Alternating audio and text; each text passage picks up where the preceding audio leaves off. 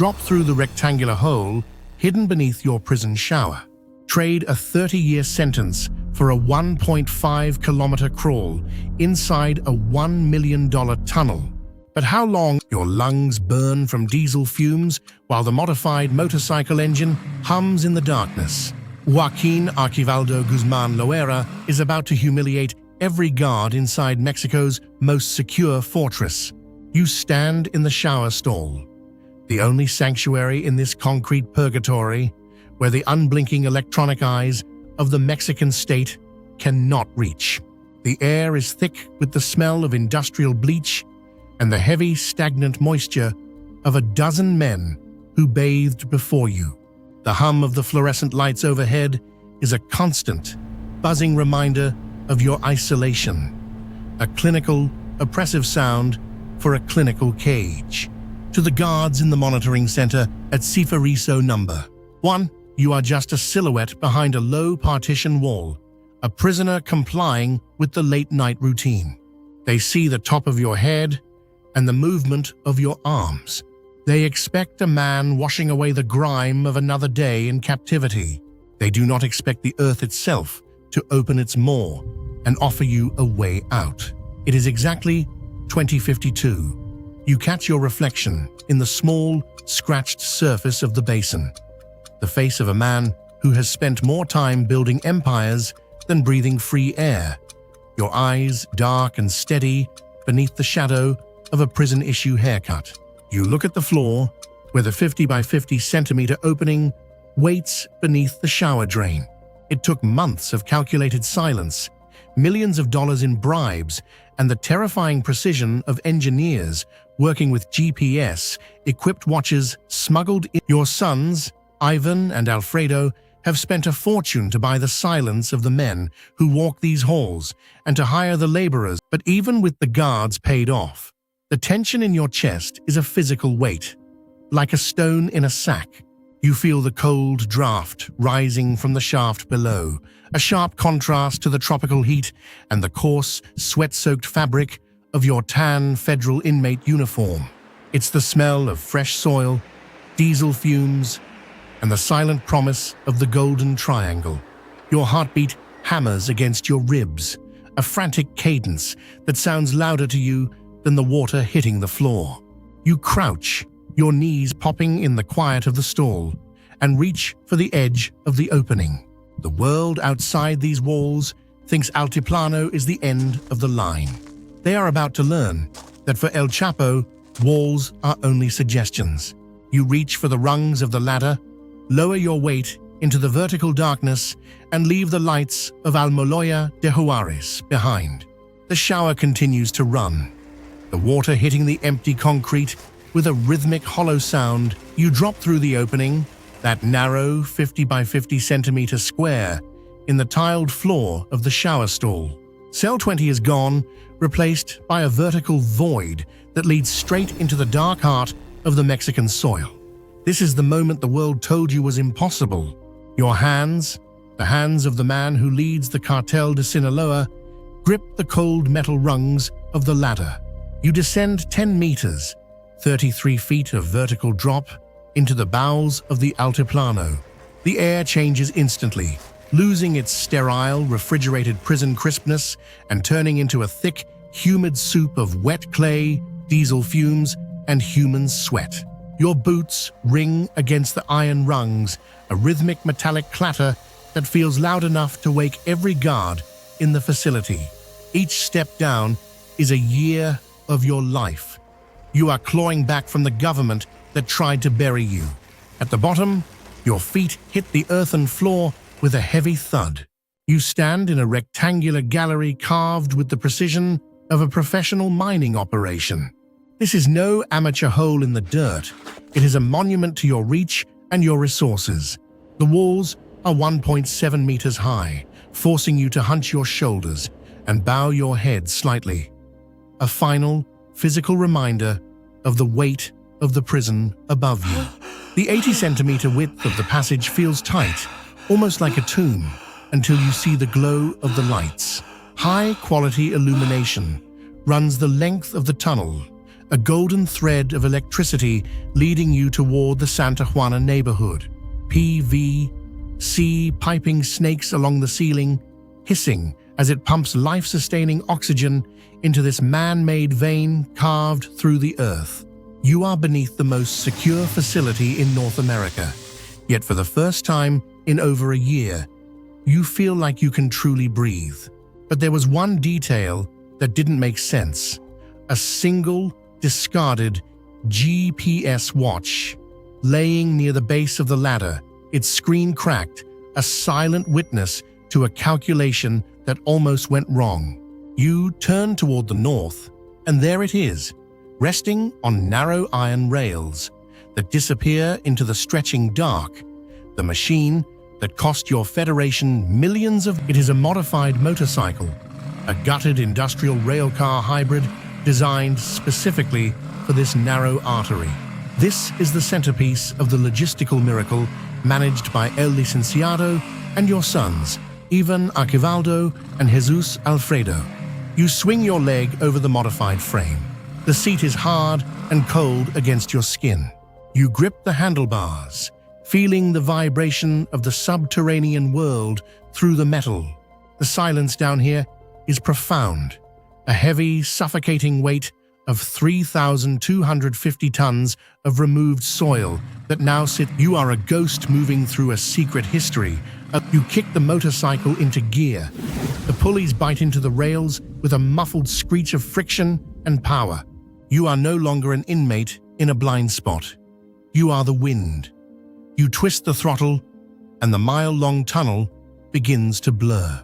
You straddle the modified motorcycle, its frame stripped and welded to a custom railcar system that bites into the steel tracks. The engine kicks over on the third try, a violent brop that bounces off the narrow 80-centimeter wide walls, threatening to burst your eardrums. You twist the grip. The world becomes a blur of raw clay and flickering yellow light. The ceiling is barely 1.7 meters high, forcing you to tuck your head low, your spine curved like a bracing rod. To your left, the white PVC ventilation pipe rattles against its mountings, struggling to cycle the oxygen you're rapidly consuming. To your right, high-quality lighting strips pulse with the rhythm of your passage, illuminating the sheer scale of this subterranean artery. This is the price of freedom. Millions in bribes, land, and labor, organized by your sons and Lázaro Araujo Burgos. You think of the 3,250 tons of earth removed in the dead of night. An impossible feat. You can feel the massive weight of the Federal Social Readaptation Center number 1 pressing down through 10 meters of solid ground. Above you, guards are likely still staring at the monitor of Cell 20, watching a loop of your shower area, oblivious to the whole. The air is thick with the smell of unrefined diesel and the metallic tang of the tracks. Every bump in the rail sends a jolt through your teeth.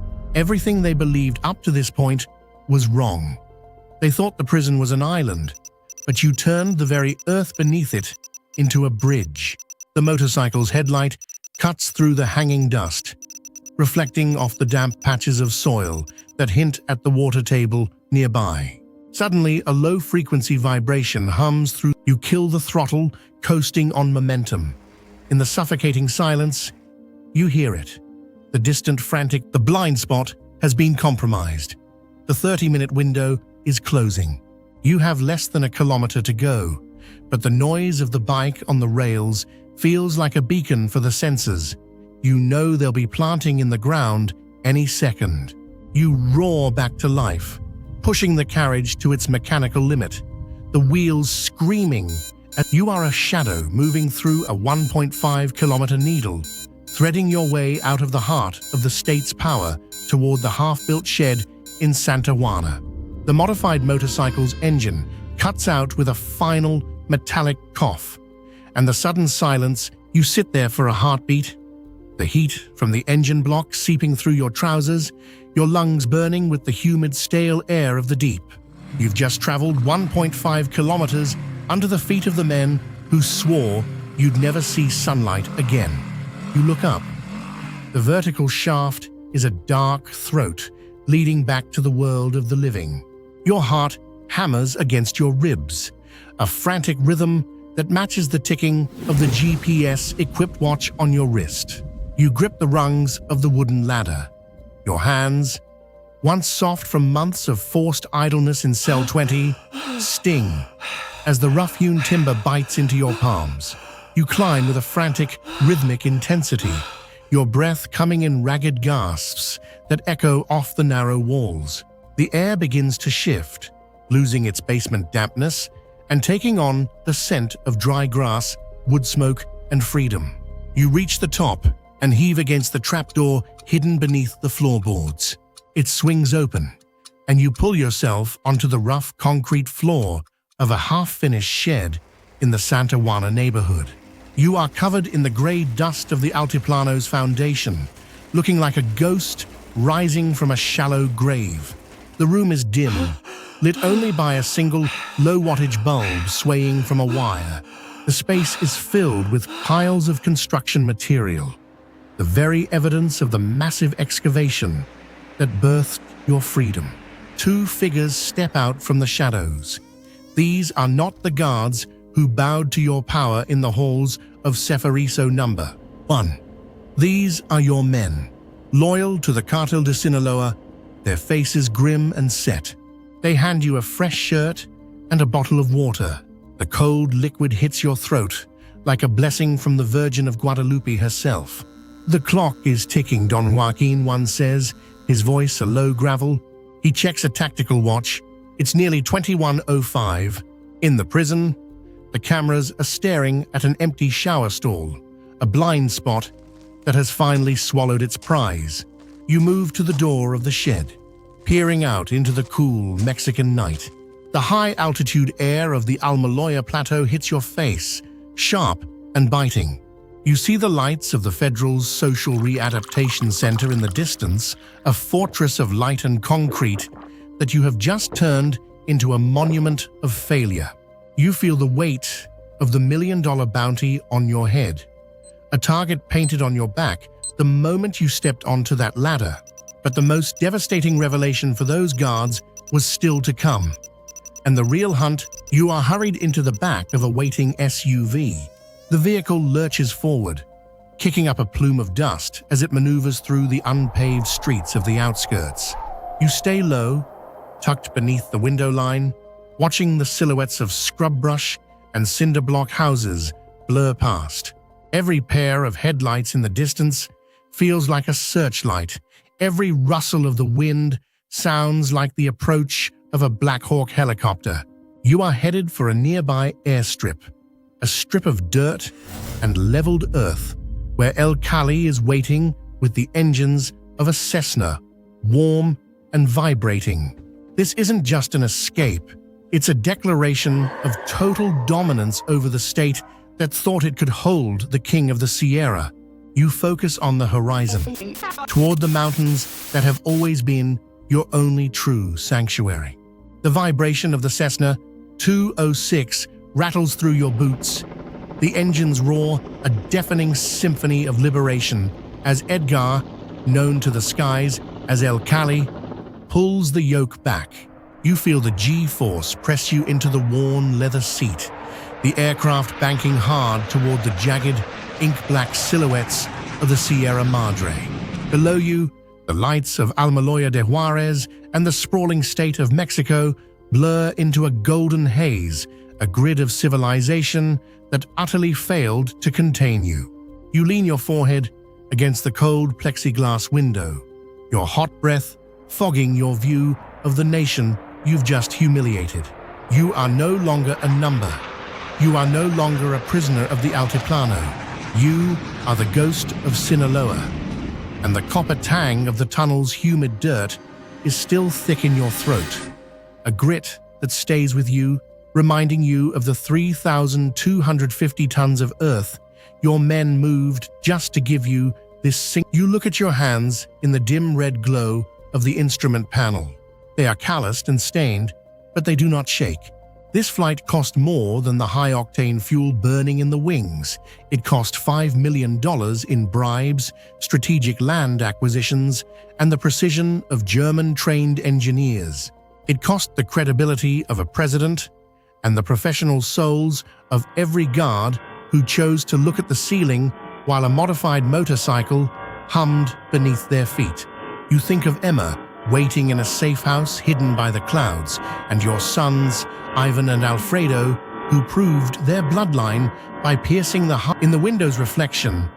You see the face that has graced 1,000 most wanted posters, the thick mustache, the heavy calculating brow, and the eyes of a man who knows he is now both a living legend and a walking target. At this height, the one detail you overlooked begins. The air grows thinner and colder as the plane clears the final ridge, crossing into the sacred geography of the Golden Triangle. This is your kingdom, an impenetrable fortress of pine-covered peaks and hidden canyons where the law is written in 7.62 rounds. But as you stare down at the darkness, a heavy, cold realization hits you like a physical blow to the chest. You haven't escaped into the world. You've escaped into a smaller cage.